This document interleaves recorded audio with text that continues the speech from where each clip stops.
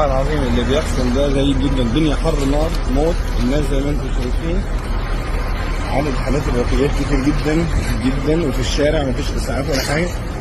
يعني دي حاله الراجل ده متوفي، عندنا الحاله دي الست دي كمان متوفيه، الست دي متوفيه. بعد كده 3 4 في ايه في مربع واحد يعني.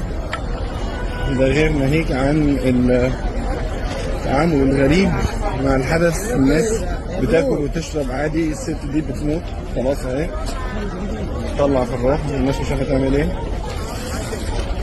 ودي كمان بتطلع في الروح اهي كمان خلاص عاشت.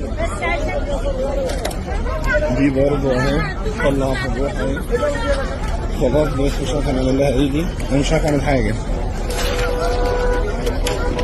مفيش اي ادوات، مفيش اي حاجه. الاسعاف بيقول لك قدامي 900 واحد مبلغين، الشرطه بتقول لك ماليش دعوه. الوضع يعني انا مش فاهم حاجه، انا مش فاهم. والله دعواتك يا امي، ربنا يبارك في عمرك ويديك الصحه والعافيه ويعطيك حالك يا رب ويوفقك في كل الحياه ويقويكم ويعينكم على المجهود اللي انتم بتعملوه.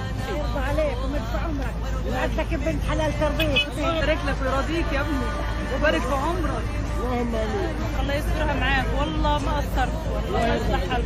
يوم يبارك فيك ويديك الصحه يا رب ويبارك. ربنا يسترك وربنا يديك ويرزق الله يرزقك. ربنا يبارك لكم يا ابني يا رب ويبارك لك.